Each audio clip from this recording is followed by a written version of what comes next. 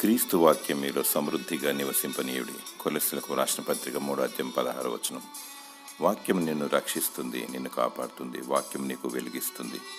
వాక్యము నీకు జీవమిస్తుంది. పంచభూతములు లయమగును కానీ వాక్యము నిత్యము నిల్చును. వాక్యమనగా ప్రభు అయిన యేసుక్రీస్తే. ఆది అందు వాక్యముండెను, వాక్యము దేవుని యొద్ద ఉండెను, వాక్యము దేవుడెండెను. ఆయన ఆది అందు దేవుని యొద్ద ఉండెను. సమస్తమును ఆయన మూలముగా కలిగి ఉన్నది ఏదియు ఆయన లేకుండా కలగలేదు. ఆయనలో జీవముండెను, మొదటివాడు కడపటివాడు, సజీవుడైన నిత్యుడగు తండ్రి ఆయనే.